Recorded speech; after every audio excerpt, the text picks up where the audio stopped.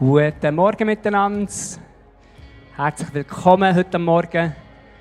Wir fangen in 5 Minuten mit dem Gottesdienst an. Wenn ihr möchtet, dürft ihr gerne die Kinder noch abgeben und dann reinkommen. Wir haben drinnen noch einen Moment von der Ankommenszeit, wo ihr ein bisschen zur Ruhe kommen, durchschnaufen und ankommen, bevor es dann losgeht.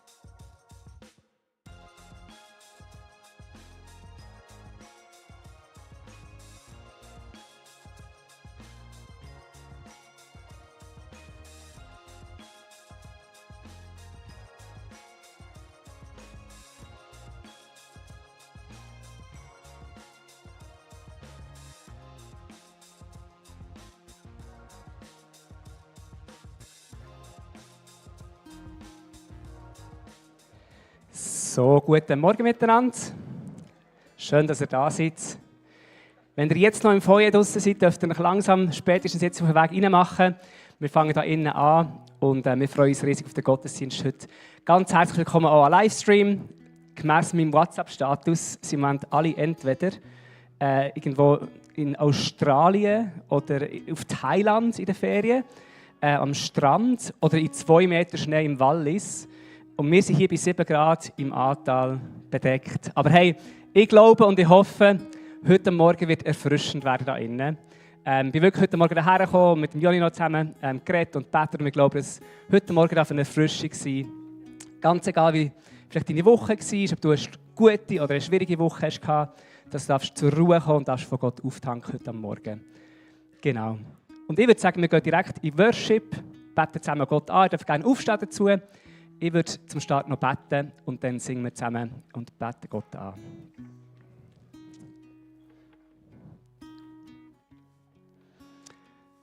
Vater im Himmel, ich danke dir vielmals für die Woche, die hinter uns liegt. Ich danke dir für all das Schöne und all das Schwierige, was wir vielleicht erlebt haben. Und wir legen es jetzt einfach bei dir her. Wir vertrauen darauf, dass du jetzt in diesem Moment einfach möchtest uns begegnen, dass du möchtest unser Herz füllen, uns möchtest erfrischen. Und ich bete jetzt für den Gottesdienst, dass wir wirklich alle zusammen da vor Ort und die im Livestream dürfen unser Herz aufmachen, für was du möchtest reden. Etwas Kleines, etwas Grosses, dass wir es nicht verpassen, dass wir auf deine Schönheit schauen und einfach dich gross machen und dass es alles andere überstrahlt an dem heutigen Tag, Jesus. Danke dir vielmals dafür. Amen.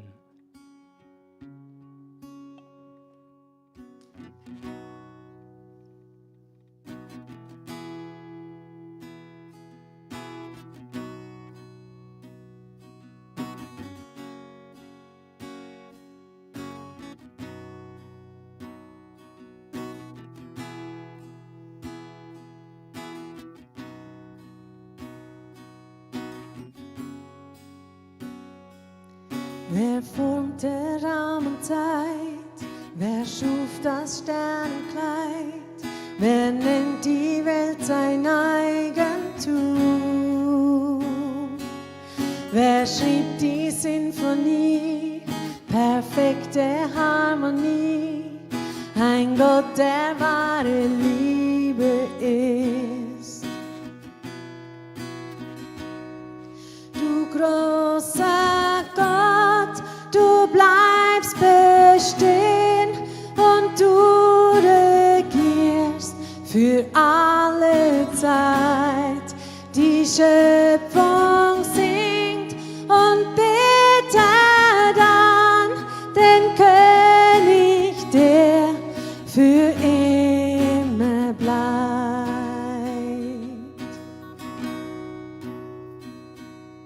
Ein Gott, der gern vergibt, hat mich zuerst geliebt, gewann mein Herz und hält mich fest. Mein ganzes Leben lang wirst du mein König sein, für immer singt mein Herz dir zu. Du großer Gott, du bleibst bestehen und du regierst für alle Zeit.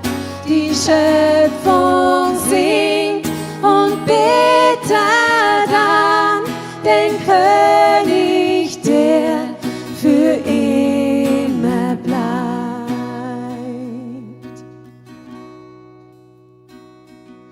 Und wenn ich einmal gehe und angekommen bin, wenn deine Liebe mich empfängt,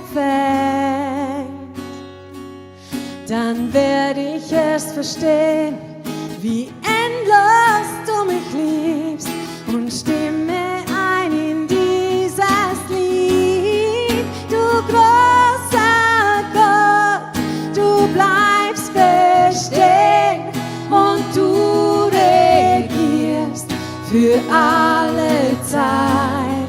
Die Schöpfung singt und betet an den König, der für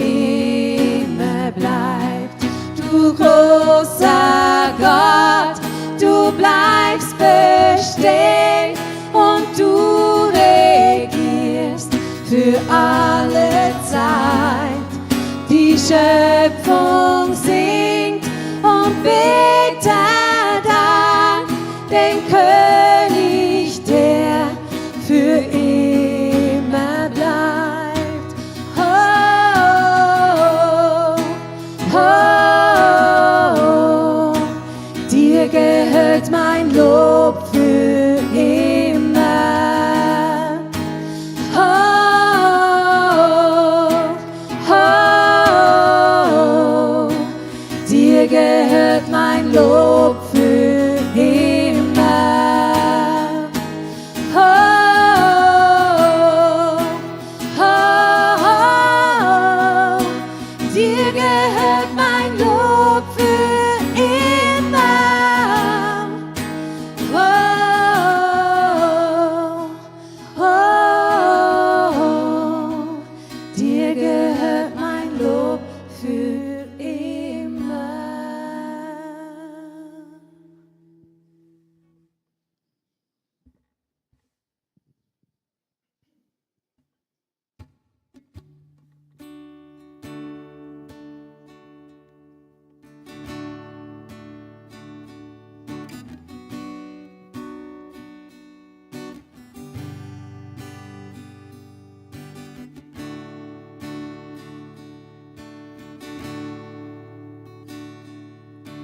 Ich bezeuge laut den Namen Jesus,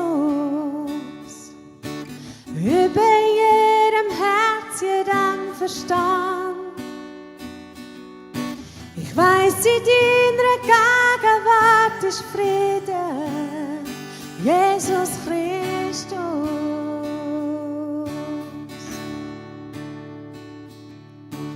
Ich bezeuge laut den Namen Jesus, bis jede dunkle Sucht und Last zerbricht. Ich sage, da ist Hoffnung, da ist Freiheit, Jesus Christus. Voll Macht und heilig sind in deinem Namen. Ich lebe aus dir. Brich jede Festung, schien hell ins Dunkle, brenn wie ein Feuer.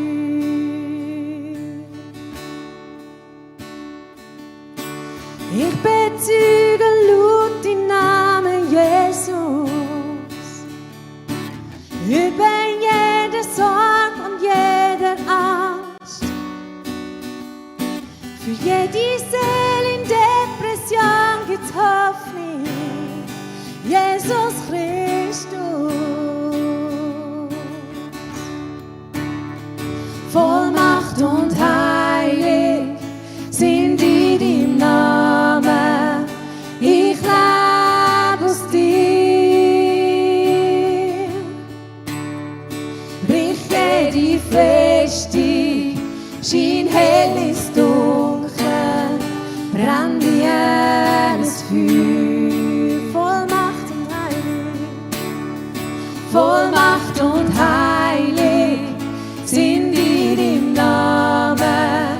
Ich lebe aus dir. Brich jede Festung, schien hell ins Dunkel, brenn wie ein Feuer. Ruf Jesus vor den Bergen, Jesus auf der Straße, Jesus in der Dunkelheit und über jedem Find. Jesus für die Familie, wir rufen laut die Namen Jesus.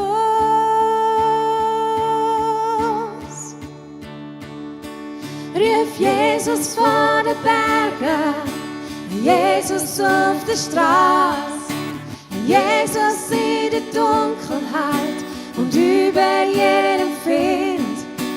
Jesus für die Familie, Wir rufen laut deinen Namen, Jesus. Ruf Jesus. Ruf Jesus von den Bergen, Jesus auf der Straße, Jesus in der Dunkelheit und über jedem Find. Jesus für die Familie, wir rufen laut deinen Namen, Jesus. Voll Macht und heilig, voll Macht und heilig sind dir dein Name. Ich lebe aus dir. Brich jede Festung, schein hell ins Dunkel, brenn wie ein Feuer, voll Macht und heilig, voll Macht und heilig sind in deinem Namen. Ich lebe aus dir. Brich jede Festung, schein hell ins Dunkle, brenn wie ein Feuer.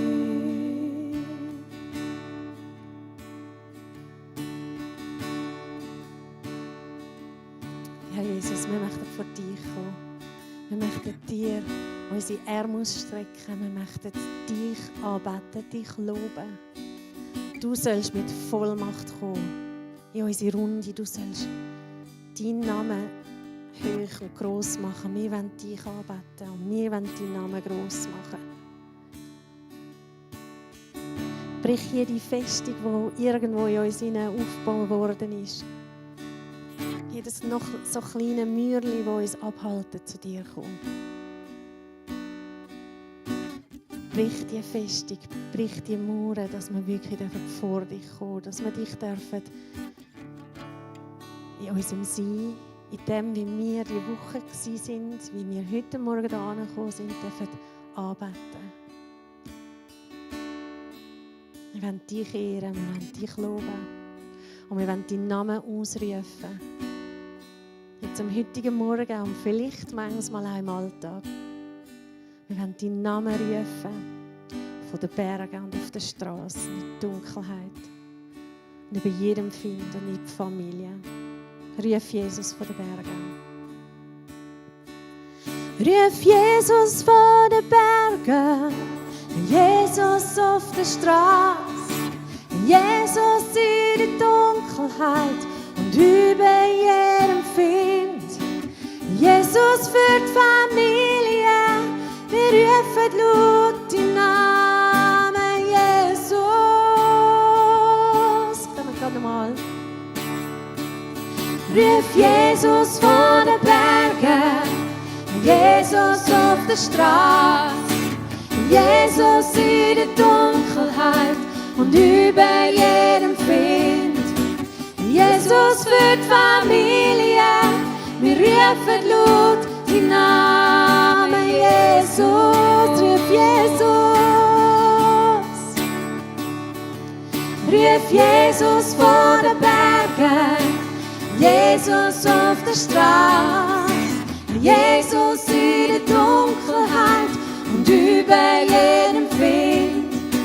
Jesus für die Familie, wir rufen laut deinen Namen, Jesus. Dein Name, Jesus.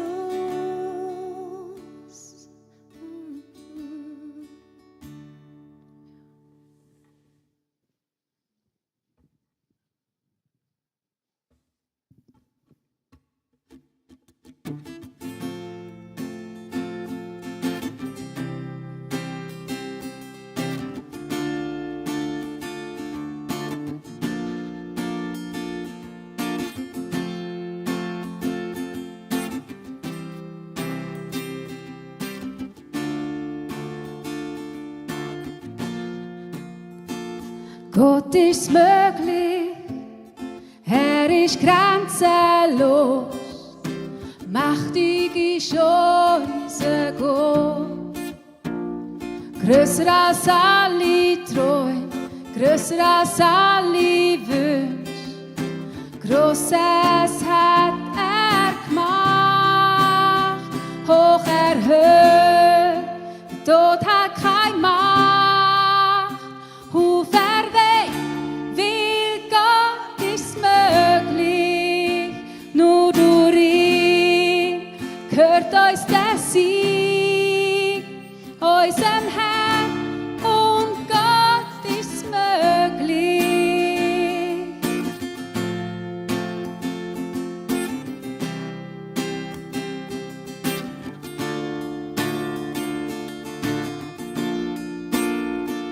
Gott ist mit uns, steht uns immer bei. Er schafft unseren Weg. Weiter als Wissen geht, weiter als Hoffnung lässt. Grosses hat er gemacht, hoch erhöht, der Tod hat keine Macht. Auferweckt, weil Gott ist möglich, nur durch ihn gehört uns der Sieg, unserem Herrn und Gott ist möglich, hoch erhöht, der Tod hat keine Macht. Auferweckt, weil Gott ist möglich, nur durch ihn gehört uns der Sieg, unserem Herrn und Gott ist möglich. Gott ist mit uns, Herr geht uns voran, wird es nie allein lassen, wird es nie allein lassen. Gott ist für uns, er hat offene Arme, wird es nie mehr loslassen, wird es nie mehr loslassen.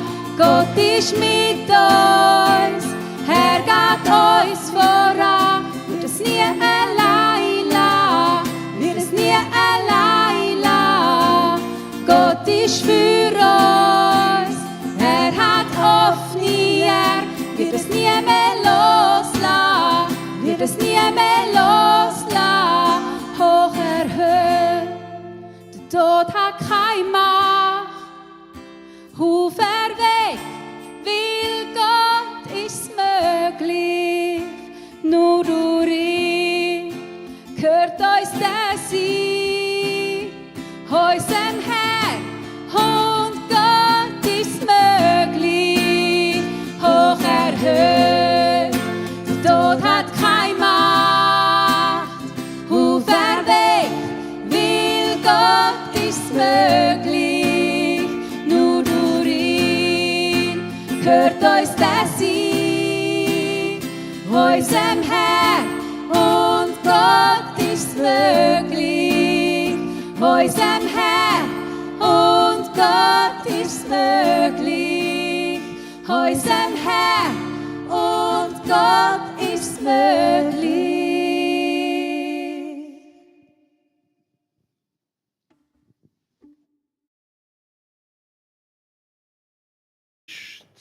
1, 2, jawohl, jetzt bin ich da. Hallo zusammen. Schön, euch zu sehen.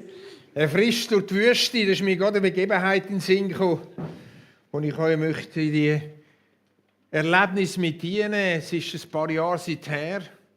Da sind meine Frau und ich auf Israel und im Negev haben wir unser Auto parkiert in der Wüste und sind gelaufen. Und es war ein bisschen weiter, als ich gedacht habe. Wir haben dann kein Wasser mitgenommen. Und Gott sei Dank hat es eine Piste gehabt. Und tatsächlich, was ich nicht damit gerechnet habe, ist ein Konvoi mit dem israelischen Guide vorbeigekommen, hat angehalten und gefragt, «You need some water?» «Braucht ihr Wasser?»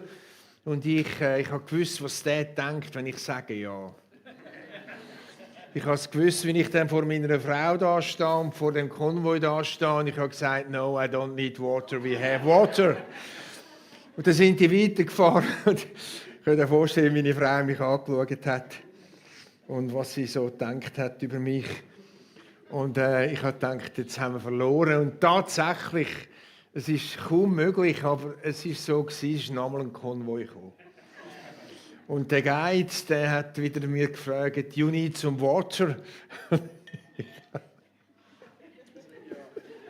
No, I don't need water.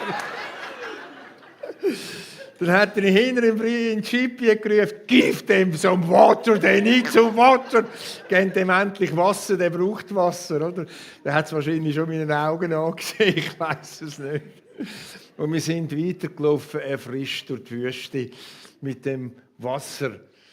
Freund, wenn es dir vielleicht so geht, dann vielleicht brauchst du Wasser in der Wüste.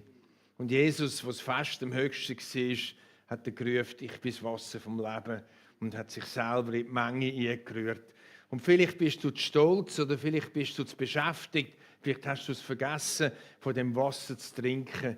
Dann möchte ich dich heute Morgen dazu ermutigen. Und wenn alles andere von der Predigt vergisst, macht es nichts. Aber das sollst du mit heimnehmen. Give them some water, ruft Jesus. Vor 2 Wochen hat Joni predigt über Teil 1 zum Fasten. Verzicht auf Nahrungsaufnahme.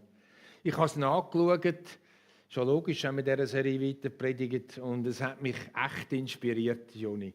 Wir haben dann bei uns in der Small Group darüber geredet, über die 1500 Jahre alte Tradition oder sollte ich sagen, geistliche Disziplin. Und wir haben festgestellt, keiner von uns hat eine Erfahrung gehabt mit dem Fasten. Und wir sind so ein bisschen wie im Berg gestanden. Und wir haben uns gefragt, wie wäre es echt, wenn wir würden ausprobieren, so ein Fasten in einer von diesen Varianten, die Joni oder auch Winterthur aufgezeigt worden ist.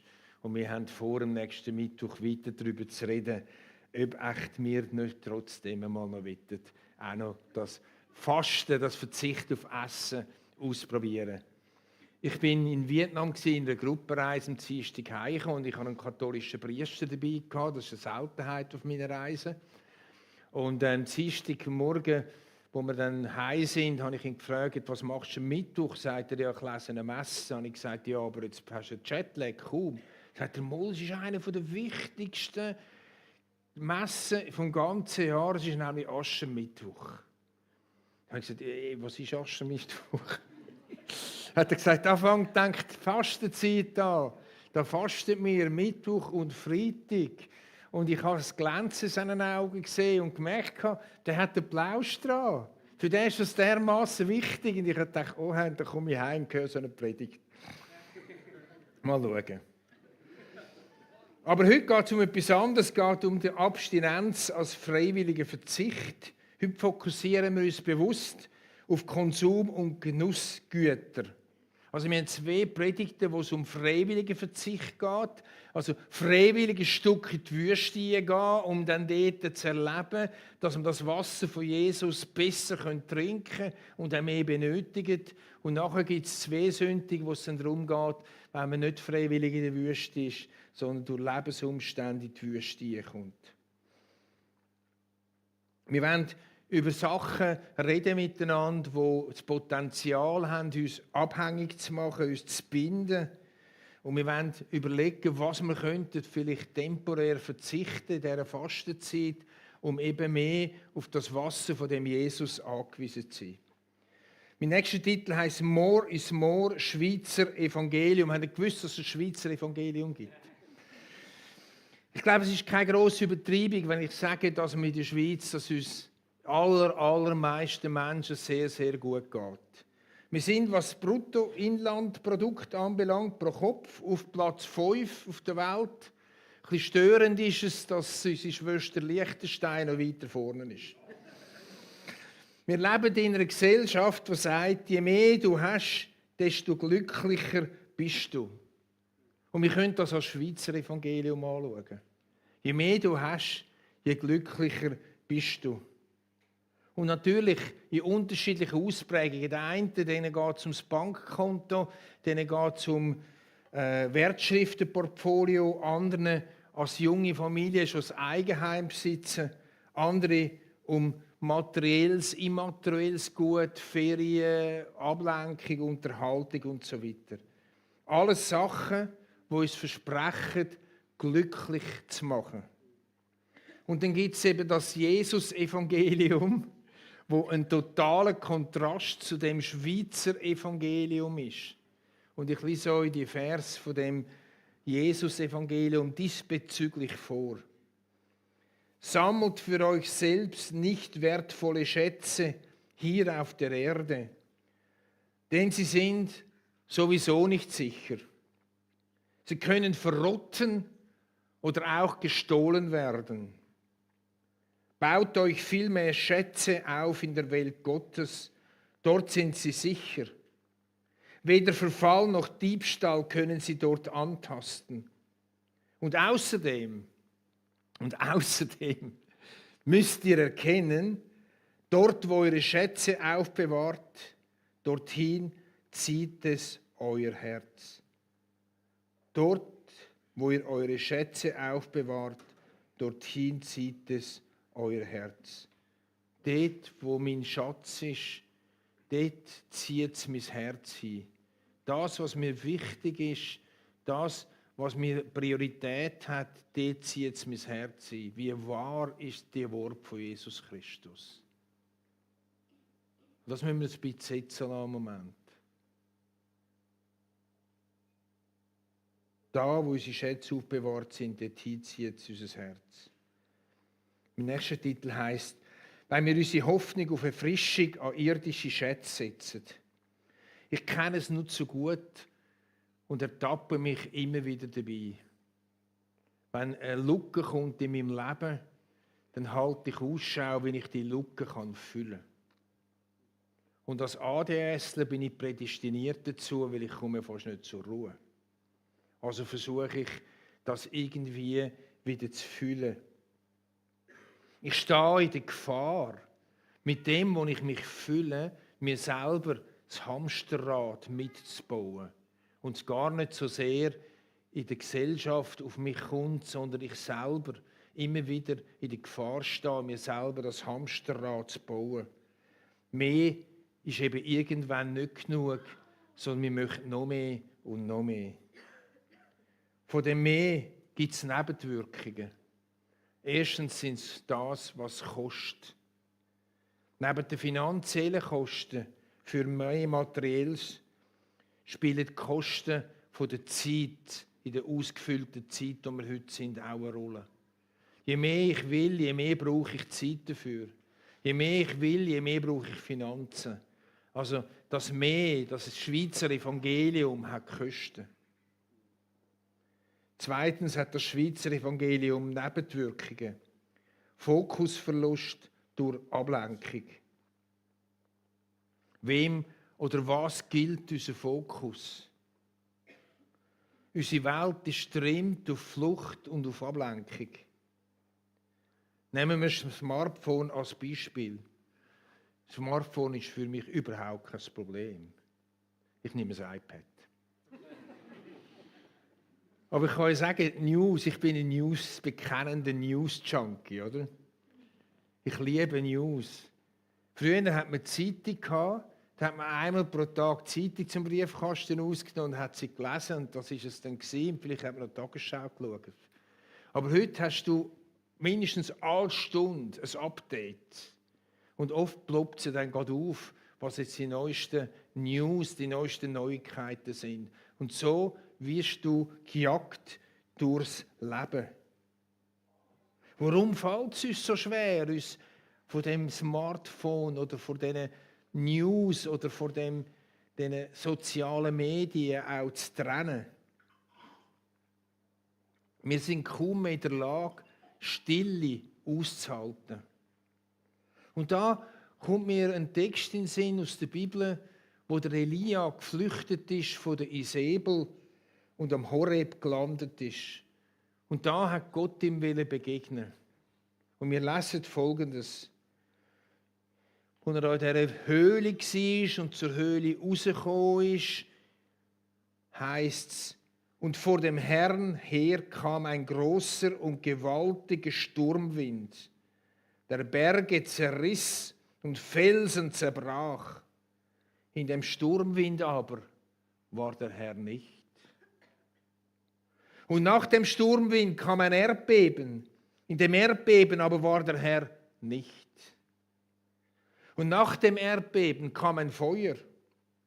In dem Feuer aber war der Herr nicht.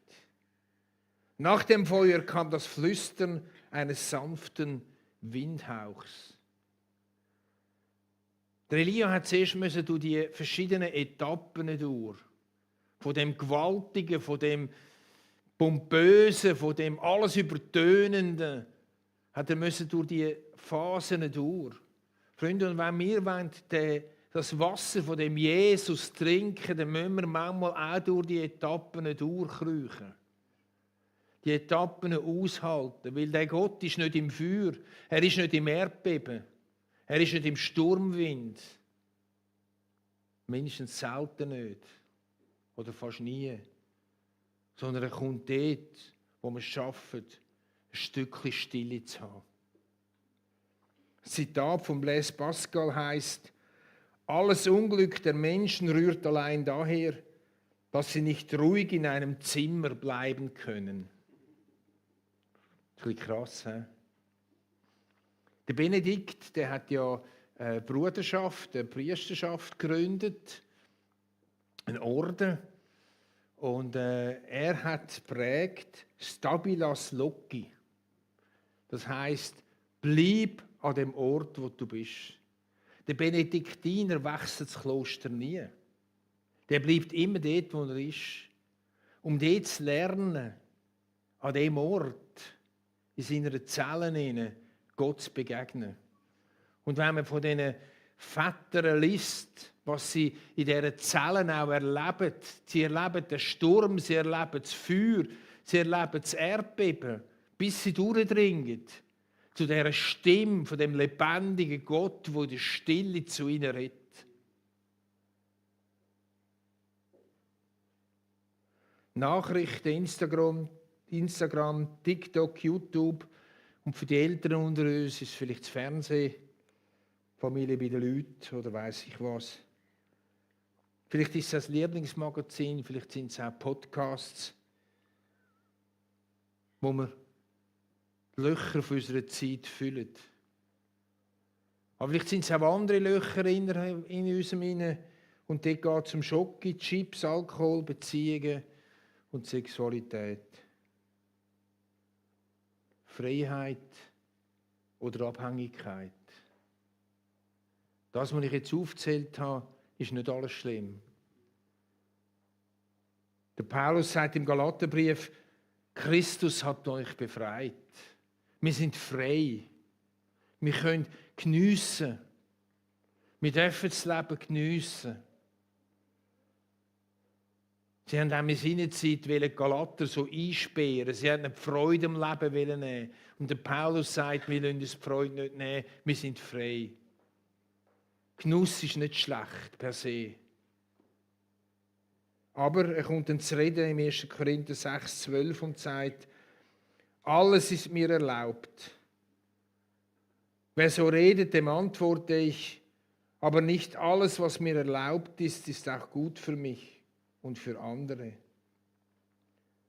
Alles ist mir erlaubt, aber es darf nicht dahin kommen, dass ich mich von irgendetwas beherrschen lasse. Um das geht es mir heute Morgen.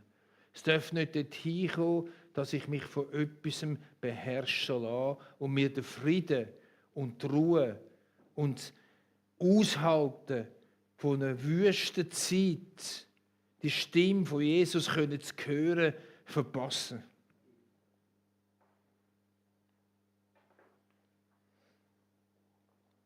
Wir stehen am Anfang der Fastenzeit. Ich habe schon gesagt, dass am Mittwoch Aschermittwoch war. Und es ist eine sehr passende Zeit, dass wir uns die Frage stellen, was macht mich abhängig? Auf was könnte ich bewusst verzichten oder sollte ich mich üben, um frei zu werden? Im Stil von Johannes 6, 19 bis 21, wo ich schon gelesen habe, wo steht, und außerdem müsst ihr erkennen, dort, wo eure Schätze aufbewahrt sind, zieht es eure Herz hin.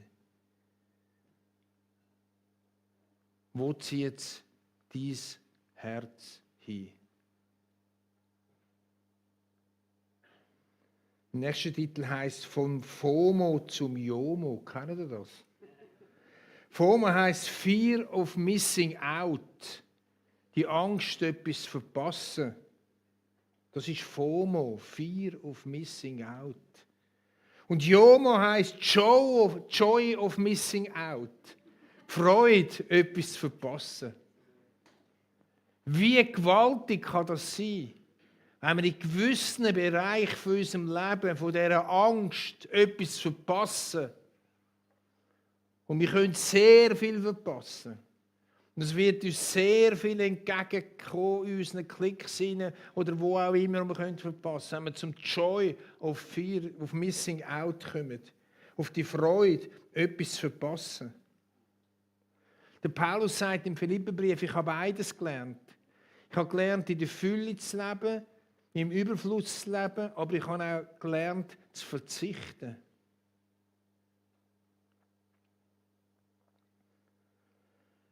Das Training fängt an mit kleinen Schritten. Da möchte ich euch dazu einladen.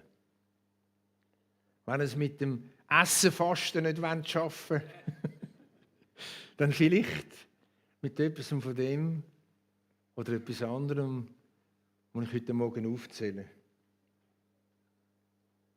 Wo wir vielleicht in der Fastenzeit mal anpacken. Der Bereich digitaler Detox, den Input verringern, ist ein grosser, wichtiger Bereich. Das Handybett, oder? Das Handy nicht ins Schlafzimmer nehmen. Einfach nicht mehr. Kauf dir einen digitalen Wecker. So ein blödes Teil, das du früher gehabt hast. Und stellen und lass das Handy, wo es ist. Ich kenne viele Menschen, die vor dem Einschlafen die letzte News checken, noch das letzte Mail, noch das letzte Instagram anschauen und damit einschlafen und am Morgen, wenn sie verwachen, wieder das neueste Instagram-Post anschauen und die Nacht vielleicht macht sogar einmal tüt und sie müssen noch einmal schauen, was jetzt los ist. Freund, wie wäre es, wenn du dein Handy einfach draussen lassen würdest? Vielleicht schaffst du es nicht auf immer, aber vielleicht in dieser Fastenzeit. Inputfreie Transit wäre das Nächste. Wenn du Auto fährst, wenn du Zug fährst, wenn du joggen gehst, was muss denn alles für Input rein, damit du beschäftigt bist? Könnte es ein Gewinn sein, einmal zu versuchen, gar keinen Input zu nehmen und einfach zu sein? Ich versuche das, ganz ehrlich gesagt, ich versuche das wirklich im Zug. Ich fahre viel Zug, ich habe kein Auto sonst. Und viel Zug. Und im Zug einfach zu sein. Und ich stelle fest, wie ich früher mit Leuten im Zug reden konnte. Heute ist es fast unmöglich. Ist jeder an irgendetwas. Aber wie ist es einfach, die Zeit auszuhalten, von null Input beim Joggen, beim Zugfahren, beim Autofahren und einfach sein. Einfach mal Wüste sein. Ohne einen Input zu haben. Ich glaube, das kann segensreich sein. Ich glaube, dass Gott in die Stille auch reden zu uns. Durch das Bild von der Natur. Durch irgendetwas. Nicht immer, es muss nicht immer sein. Aber ich glaube, dass es heilsam ist, wenn wir da auf den ständigen Input verzichten können. Und dann komme ich noch zu 24 Stunden Wüste. Wähle einen Tag aus, vielleicht einen Sonntag, wo du null Betäubungsmittel hast. Kein News-Checks, kein Instagram, keine Mails und entdecke den Joy of Missing Out. 24 Stunden mal. Einfach in dieser Fastenzeit. Bin ich einmal pro Woche. 24 Stunden. Langst das Teil nicht an. Ich frage jetzt nicht, wer es machen. Das war jetzt der Bereich auf digitaler Detox. Und jetzt der Bereich von innerer Erfüllung, Verzicht auf Narkose.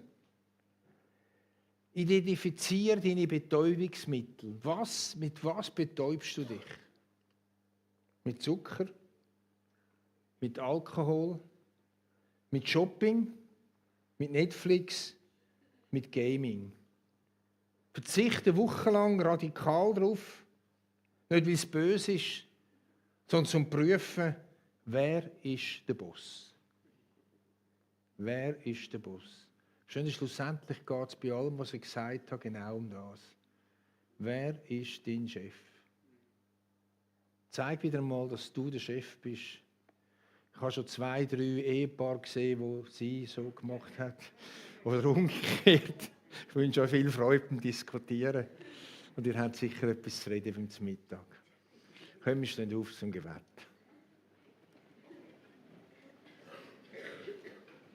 Jesus, ich danke dir für dieses Evangelium. Und es ist heute Morgen auch ein Morgen da, um uns zu prüfen, wo denn unser Herz hängt. Wenn wir so viel Raum haben, dass wir bei dir ansaugen können, so viel Zeit haben, so viel Wüste haben, so viel stilles Sausen haben, dass wir dich hören können, das Wasser trinken können. Danke dir, dass es, wenn wir bewusst ein Stück Wüste einplanen in unser Leben, das Stück Wüste zum Blühen kann kommen. Mit dir zusammen. Und so segne ich die Kirche da im Zürich Oberland, die fantastische Kirche. Ich segne euch im Namen vom Vater im Himmel. Vom Vater von aller Vaterschaft. Ich segne euch im Namen von Jesus Christus, unserem Erlöser. Und ich segne euch im Namen vom Heiligen Geist, wo euch und mich will führen und leiten. Manchmal in ein Stück Wüste rein, um dort zu unserem Herzen zu reden. Amen. Danke vielmals fürs Zuhören. Jetzt ist noch die Gelegenheit, wir haben ein Gebetsteam da. Wer ein Gebet möchte, darf gerne zum Gebetsteam hintergehen. Und wir können auch das Abendmahl nehmen, individuell. Und jetzt gehen wir noch in den wunderbaren Unplugged Worship hinein.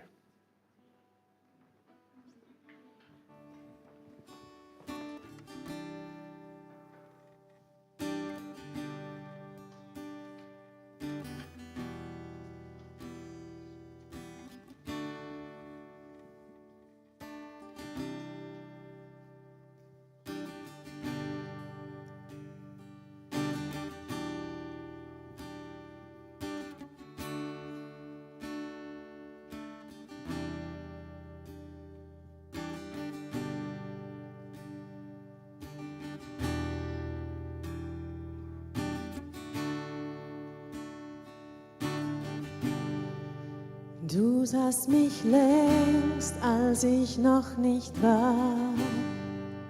In deinem Buch stand schon jeder Tag.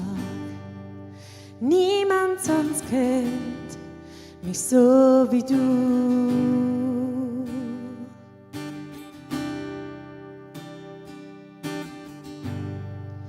Wohin ich auch gehe, folgt mir deine Hand. Du bist nicht fern, du bist immer nah.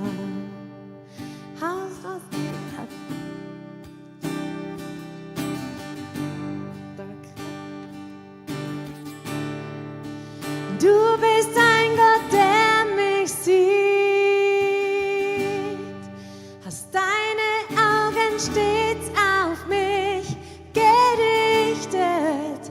Deine Gnade findet mich und richtet meinen Blick auf dich, den Retter. Ich sah dich längst, nur ein Augenblick reicht völlig aus, du veränderst mich. Alles in mir erkennt dich, wie du bist.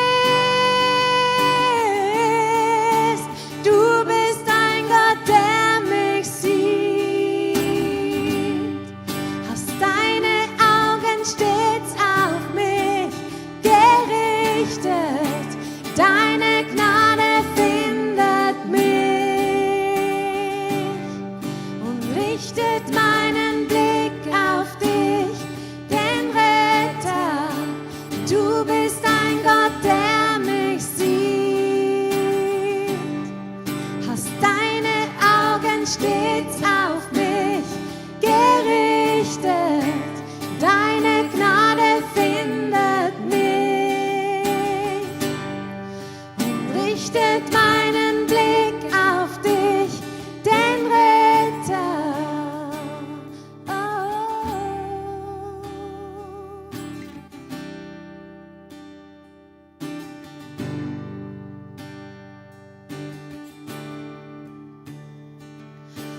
Heute an, nur noch Jesus, du allein, niemand anders, ich lass dich nie mehr los. Denn ich weiß, du bist bei mir, ob ich gehe oder falle, du lässt mich nie mehr los. Von heute an, nur noch Jesus, du allein, niemand anders, ich lass dich nie mehr los. Denn ich weiß, du bist bei mir, ob ich gehe oder falle, du lässt mich niemals los.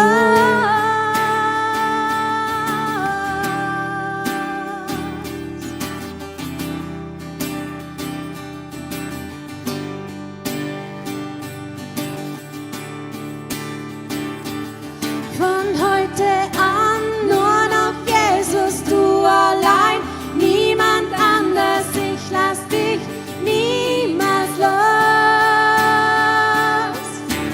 Denn ich weiß, du bist bei mir, ob ich gehe oder falle, du lässt mich niemals los.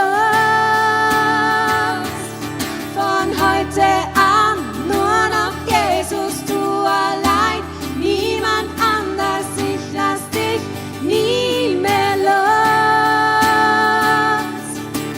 Denn ich weiß, du bist bei mir, ob ich gehe oder falle, du lässt mich niemals los. Du bist ein Gott, der mich sieht, hast deine Augen stets auf mich gerichtet. Deine Gnade findet mich und richtet meinen Blick auf dich, den Retter.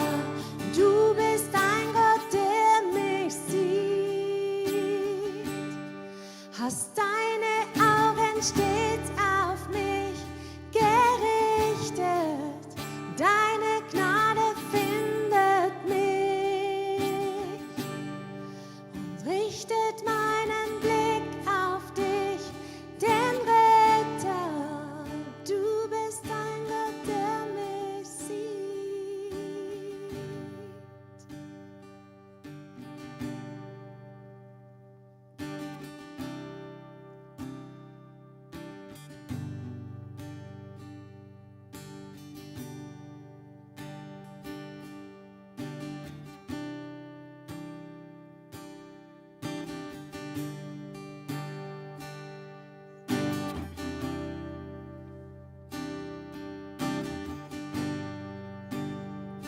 I love you, Lord.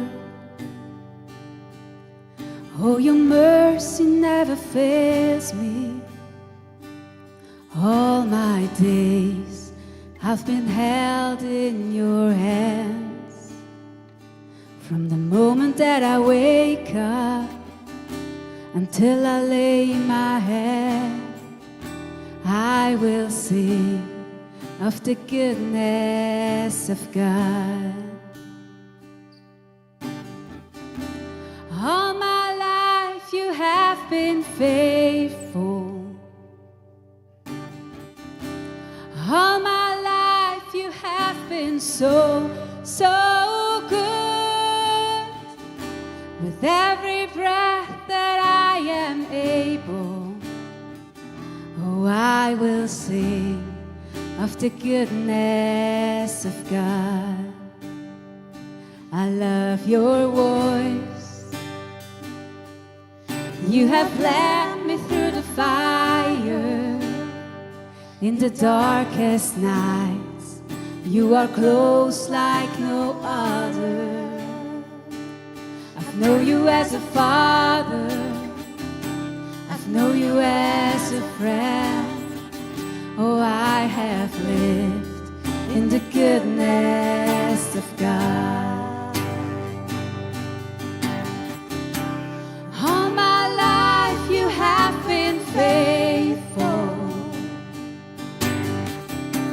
And all my life you have been so, so good.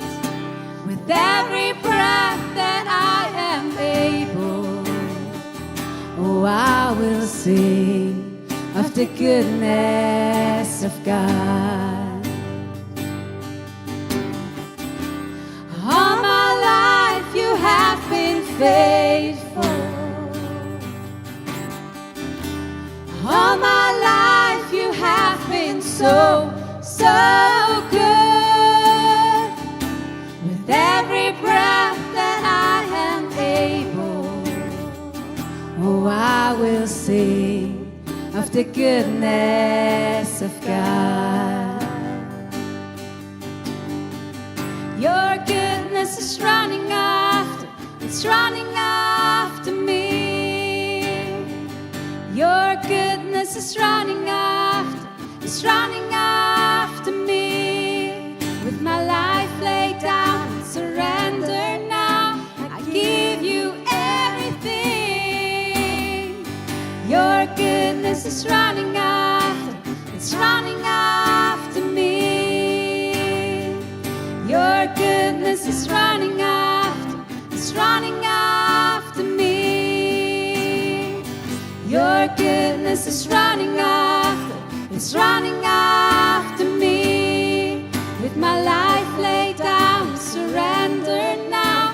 I give you everything. Your goodness is running after, it's running after me.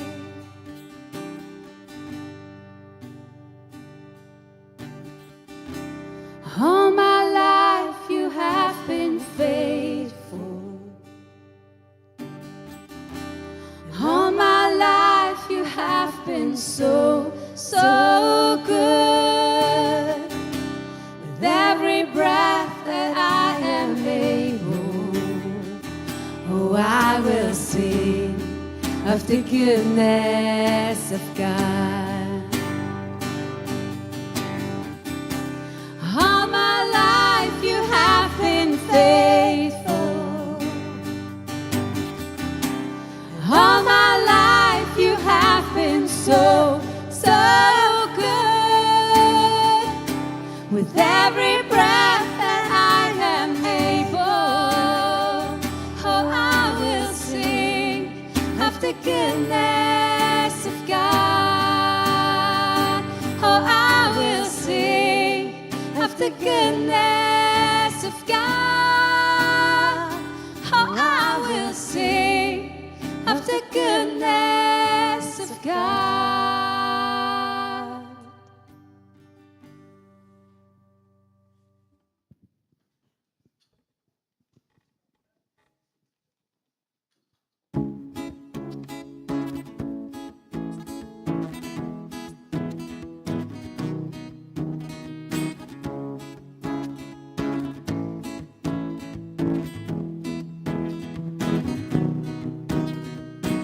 Durch das Dunkel, durch die Fragen, ja, du führst mich durch die Nacht.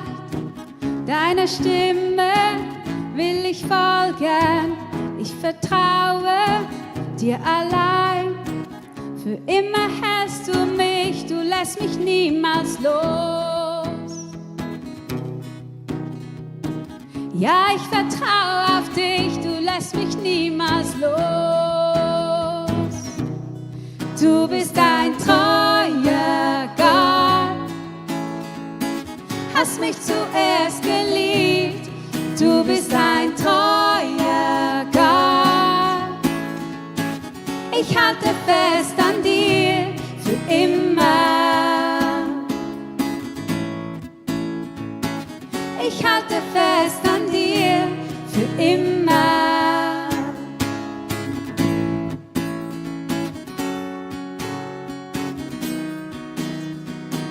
Durch das Dunkel, durch die Fragen, ja, du führst mich durch die Nacht. Deiner Stimme will ich folgen. Ich vertraue dir allein. Für immer hältst du mich, du lässt mich niemals los. Ja, ich vertraue auf dich, du lässt mich niemals los. Du bist ein treuer Gott, hast mich zuerst geliebt. Du bist ein treuer Gott, ich halte fest an dir. Du bist ein treuer Gott, hast mich zuerst geliebt. Du bist ein treuer Gott, ich halte fest an dir für immer. Ich halte fest an dir für immer.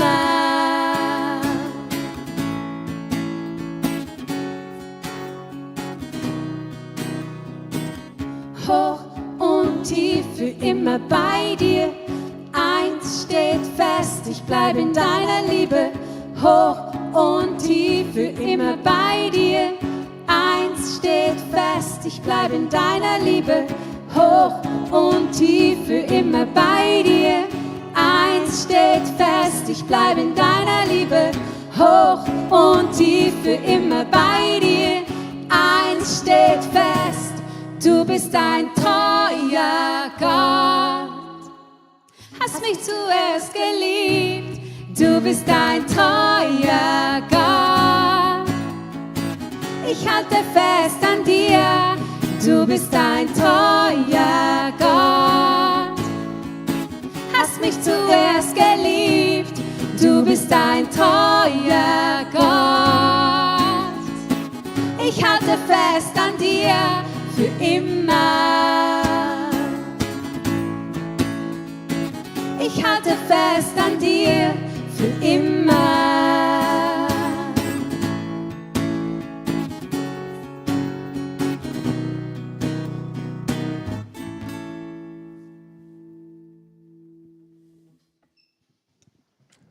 Genial. Hey, danke vielmals. Team, mega, mega cool. Ja, komm, wir geben Ihnen einen grossen Applaus. Und es braucht immer die auf der Bühne oder die da hinten im Ecke, dass es möglich ist. Geben wir Ihnen auch einen grossen Applaus da hinten.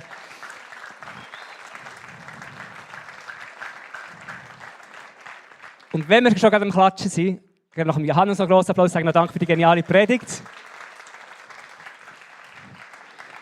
Soll ich es ein bisschen übertreiben? Soll jedes Team durchgehen, das wir haben? Komm, wir geben einen grossen Applaus für alle anderen Teams, die im Hintergrund arbeiten, bei den Kindern, bei den Teenies.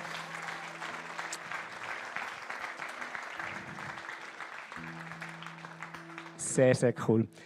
Hey, ich möchte kurz 2 Minuten Pause machen in diesem Gottesdienst, um dir die Möglichkeit zu geben, was der Johannes gesagt hat. Und vielleicht, als er vor 2 Wochen von Joni gehört hat, schnell ein bisschen zu bewegen und zu überlegen, was mache ich jetzt mit dem? Weil die Realität ist, manchmal geht es uns wie Johannes, dass wir das noch Predigt hören und dann sagen, das ist noch inspirierend, aber nachher die Umsetzung davon ist ein zweites Paar Schuhe, oder? Und ich würde es cool, wenn ich ohne Druck und es ist nicht eine Leistung, einfach überlegen, hey, was könnte ich probieren? Wo könnte ich etwas verzichten? Wo könnte ich auf Essen fasten in den nächsten, wie viele Tage sind noch? 35 Tage oder so ungefähr, bis Ostern. Und einfach kurz dir vielleicht das aufschreiben oder dir überlegen und etwas probieren und sagen, komm, das probiere ich jetzt mal aus. Mach kurz 2 Minuten, wo mir ein bisschen zupfen, ein bisschen Gitarre und ich kann ein bisschen überlegen, was es für jeden Einzelnen könnte sein.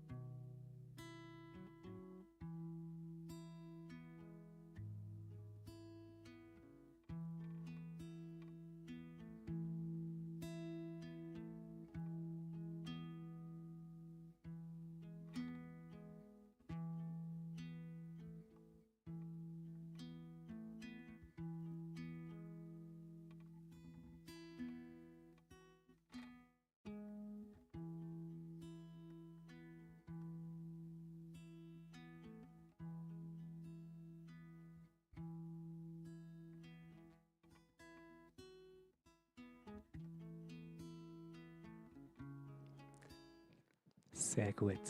Ich hoffe, ihr habt einen Moment gehabt, vielleicht ein bisschen festhalten und ermutige euch, das einfach mal ausprobieren diese Woche oder die nächsten Wochen.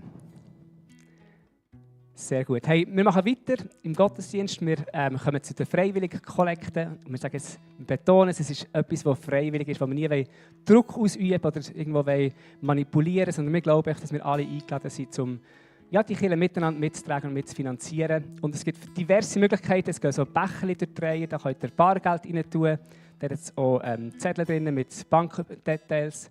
Auf dem Screen vorne hat es einen Twin-Code. Die das Handy ausgeschaltet haben am Sonntag, haben wir beim Next Steps Stand mit einem Kartenlesegerät, wo man mit der Karte zahlen kann. Also es gibt da ganz, ganz viele Möglichkeiten. Und an dieser Stelle ein grosses Dankeschön an euch, an alle, die regelmässig geben. Ich weiss, viele von uns haben einen Dauerauftrag eingerichtet, wo wir regelmässig in die Kirche rein Geld geben, grosszügig sind, wo wir Gott ausdrücken, dass wir ihm vertrauen und auch am Sonntag immer wieder grosszügig sein können. Jetzt haben wir schon viele Möglichkeiten, zum grosszügig zu sein und zum Geld zu überweisen und zum da connected zu bleiben. Und jetzt gibt es eine neue Möglichkeit, die ich euch heute vorstellen möchte. Seid ihr bereit für ein Experiment heute? Ja? Okay. Was? Bring it on. Okay. Es ist so, man weiss noch gar nicht, was er nachher sagt. Und es ist noch schwierig zu sagen, bin ich bereit. Also, nehmt mal euch ein Handy vor. Wenn ihr eins dabei habt. Wenn ihr keins dabei habt, ist völlig entspannt. Ich möchte euch etwas vorstellen, das ihr ab jetzt nutzen könnt, wenn ihr das Handy, falls ihr das Handy am Sonntag anhabt und das so für euch funktioniert, könnt ihr das nutzen. Und sonst, wie gesagt, haben wir 1000 andere Möglichkeiten. Ihr müsst, glaube ich, gar nichts machen. Und auf dem Stuhl vor euch, schnell warten, die Instruktionen gut zulassen, bevor ihr anfangt, nicht, dass es da hektisch wird. Auf dem Stuhl vor euch hat es so einen weißen, kleinen, runden Kleber oberhalb vom Griff. Seht ihr den alle?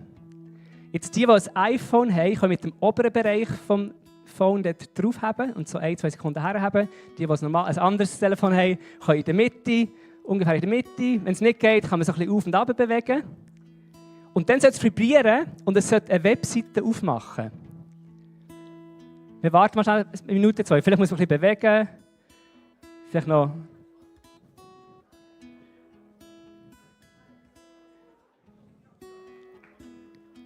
Es scheint zu funktionieren bei vielen. Also das heisst NFC-Tag. Das ist ein NFC-Tag, wo man eine Webseite verlinken kann. Jetzt habe ich natürlich keine Aufmerksamkeit. Das ist natürlich sehr, sehr schwierig, aber das ist okay. Das ist okay.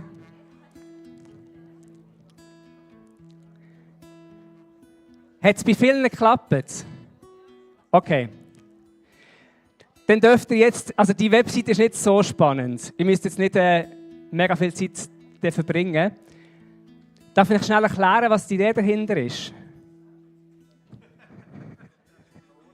Es kommt schon. Schau, jetzt ist es wieder ruhig. Also, ich möchte noch schnell erklären. Hey, mit dem NFC-Tag gibt es euch die Möglichkeit, falls jetzt zum Beispiel der Twin-Code nicht gut sichtbar ist oder ihr den Anmeldelink nicht findet für das Pfingstcamp oder irgendwie eine Frage habt und nicht wisst, wo melde ich mich denn da, mit dem NFC-Tag habt ihr ganz, ganz viele Möglichkeiten, wo ihr eben könnt Anmeldungen machen könnt, wo ihr könnt Überweisungen machen könnt, wo ihr wollt. Ihr könnt mit Apple Pay und Google Pay und man kann unten direkt Fragen und Anliegen anklicken. Dann kann man uns ins Büro eine Nachricht hineinschicken. Genau. Es ist einfach eine weitere Möglichkeit, was euch einfach machen soll, damit ihr euch anmelden könnt, dass ihr im Loop bleiben könnt, die App herunterladen könnt, grosszügig sein am Sonntag. Das ist alles möglich durch das. Ist das gut? Sehr gut. Wir werden es die nächsten paar Wochen einfach immer wieder erwähnen und einfach, dass ihr wisst, was NFC-Tag meint, was es bedeutet. Das ist eben der weiße Sticker, den man fast nicht sieht auf den Stühlen. Sehr, sehr gut. Probieren wir noch, den Gottesdienst zu landen. Und ich möchte euch gerne noch einen Ausblick geben, was schon so läuft in den nächsten Wochen. Wir gehen im März rein. Nächsten Sonntag ist schon der 1. März. Und da ist der Überblick von den Sachen, die laufen. Wir haben ganz, ganz viele coole Sachen. Ich möchte 3 Sachen kurz ein bisschen noch erwähnen und etwas dazu sagen. Das erste ist der Visionsnachmittag. Am 8. März, das ist heute in 2 Wochen, machen wir Visionsnachmittag. Das ist für alle, die die GVC am Kennenlernen sind. Vielleicht ganz frisch, vielleicht bist du heute zum ersten Mal da, bist zu Besuch, denkst, ja, ich mal schauen. und möchtest gerne ein bisschen mehr wissen über GVC. Wer sind wir? Wie sind wir aufgestellt, organisiert? Was sind unsere Werte? Dann ist der Visionsnachmittag genial für dich. Auch wenn du schon ein paar Wochen da bist und sagst, ja, das ist meine Kirche, ich fühle mich wohl, aber ich möchte gerne jetzt da wirklich ankommen, dann möchte ich dich einladen, dazu zu kommen, weil wir sehen uns nicht als Veranstaltung. Wir sind nicht eine Veranstaltung, die man besucht, sondern wir sind eine Gemeinschaft, wo man Teil davon sein kann, wo man Beziehungen pflegen kann, wo man Teil davon sein kann. Und da hilft es einfach, einander gegenseitig besser kennenzulernen. Und uns würde es mega helfen, wenn ihr euch kurz anmeldet, weil wir haben keine Ahnung, kommen jetzt da 20 Leute oder kommt jemand? Und dass wir wissen, hey, wir können uns gut vorbereiten. Lasst uns doch bitte wissen. Es ist ein recht kurzes Formular mit eurem Namen und Angaben. Und dann könnt ihr euch dort schon anmelden und dann tun wir das wunderschön für euch vorbereiten. Das könnt ihr zum Beispiel machen mit dem NFC-Tag. Könnt ihr das Handy herhaben, anmelden, Visionsnachmittag, könnt ihr euch dort anmelden und dann ist das erledigt. Genau, etwas zweites Highlight, das ihr wahrscheinlich jetzt schon ein paar Mal gehört habt, wir sagen es weiterhin, weil wir glauben, dass es ein mega Highlight wird, ist unser Follow Jesus Wochenende vom 13. bis 15. März, wo wir mit der GVC Bassensdorf und Winterthur und noch ein paar anderen Leuten zusammen einfach ein Wochenende verbringen, wo wir die Gegenwart von Gott genießen, wo wir zusammen in Worship eintauchen, wo wir Inputs haben, wo wir Workshops haben, aber einfach eine Zeit mit Jesus haben. Und einer der Speakers, der kommen wird, ist der Brian Heasley. Und er hat ein ganz kurzes Video gemacht, extra für uns, nur für das Zürich Oberland. Nein, ich glaube für alle GVCs. Aber ein kurzes Video gemacht, wo er einen kurzen Gruß schickt. Und wir schauen das schnell zusammen miteinander an. Hi, my name's Brian Heasley from 24/7 Prayer, and I am really excited to be coming to the Follow Jesus gathering this year. I believe it's going to be a genuine opportunity for us to encounter the presence of God, to learn together, to worship together, and to experience all that He has for us in order that we, the church, can carry His gospel to the world that so desperately needs it. So please come along, join us. We'd love to see you there. And personally, can't wait to be with you. God bless. Genial. Der Brian ist einer von denen, ja, nur klatschen. Wenn jemand klatscht, klatschen alle. Das ist, ist eine gute Regel. Genau, der Brian ist einer von den Speakern, die wir kommen. Wir freuen uns sehr, sehr auf das Wochenende. Genau, also verpasst es nicht, meldet euch an, tut euch einen Kalender, damit ihr dort vor Ort dabei seid. Und ein drittes Highlight im März, es gibt noch ganz, ganz viele andere, aber ein drittes Highlight, das ich auch noch möchte erwähnen, ist für alle Frauen. Gibt es irgendwelche Frauen heute Morgen? Die Joni ist die lauteste Frau im Raum. Müssen wir noch schnell zusammen darüber reden. Genau, für alle Frauen gibt es am 27. März Shine Connect Abend. Und zwar ist es der Spaziergang um den Pfäffikersee, glaube ich. Treffen sich beim Juckerfarm Parkplatz, Seegräben und laufen gemütlich um den See herum und haben Zeit zum Reden, zum Austauschen, zum Betten. Und übrigens, die Männer, die Woche drauf, am Freitag, treffen sich die Männer und machen genau das Gleiche. Laufen auch einmal um den Pfäffikersee herum. Von dem her haben Männer und Frauen die Möglichkeit, das zu machen, da um den Ende März, Anfang April umeinander. Genau.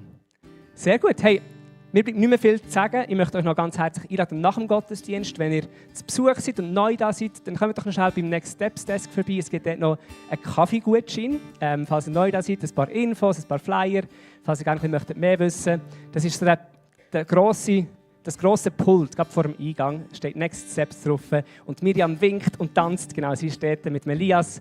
Könnt auf sie zugehen und dann genau, mit dem Christoph zusammen. Anyways, okay. Genau, kommt doch auf sie zu, wenn ihr neu seid, wenn ihr Fragen habt zu irgendetwas, sind sie sehr, sehr gerne da für euch. Und sonst habe ich gelesen, gibt es nachher Zürich-Schnetzlitz, oder? Zürich-Schnetzlitz mit Nüdeli. Das ist so für mich ist das die absolut goldige Kombination. Zürich-Schnetzlitz und Nüdeli. Von dem her bleibt nachher noch, essen noch miteinander, trinken noch Kaffee und genießen noch in Gemeinschaft miteinander. Genial. Ich würde sagen, lasst uns miteinander aufstehen und ich möchte gerne noch das Sagen über euch aussprechen. Über die Woche, die vor uns ist. Vater im Himmel, ich danke dir vielmals für den erfrischenden Morgen. Danke für jedes Wort, das schon gesagt worden ist. Sei das im Worship, in der Predigt, im Foyer, in einem Gespräch. Und danke, dass du einfach möchtest, ja, in unser Leben hineinreden, dass du interessiert bist an uns. Und jetzt die nächste Woche, die uns wartet, geben wir dir her und vertrauen, dass du mit uns kommst. Dass du uns führst und leitest, dass du uns Augen schenkst, die offen sind, zum Sehen. Hände, die bereit sind zum Dienen und Füße, die ready sind zum Laufen, Herr. Wir beten besonders auch für alle anderen Kirchen, für alle Christen, die sich heute, sei das hier im Zürich-Oberland, in der ganzen Schweiz, auf der ganzen Welt, an dem Wochenende treffen, die sich versammeln um dich herum und wir beten, dass du gegenwärtig bist und dass sie dürfen in dieser Gegenwart auftanken und das bekommen, was sie brauchen. Danke vielmals, bist du mit jedem Einzelnen. Und ich möchte einen Sabbat sagen über uns und über unsere Woche sprechen. Möge uns dieser Tag eine tiefe und heilige Ruhe bringen, die unsere Herzen erfrischt und unsere Häuser mit Frieden füllt. Möge der Herr sein Angesicht über uns leuchten lassen, damit sein Ebenbild in uns wieder neu aufstrahlt. Möge der ständige Zug nach immer mehr seine Kraft verlieren und die Freude am einfachen, unverstellten Leben zunehmen. Mögen wir die Grösse haben, unsere menschlichen Grenzen zu umarmen, im Wissen, dass wir von einem unbegrenzten Gott behütet sind. Möge dein Wort uns Wurzeln geben und dein Geist uns erfrischen für die neue Woche und alles, was vor uns liegt. Amen. Amen. Habt einen guten Sonntag und bis im Feuer. Macht's gut.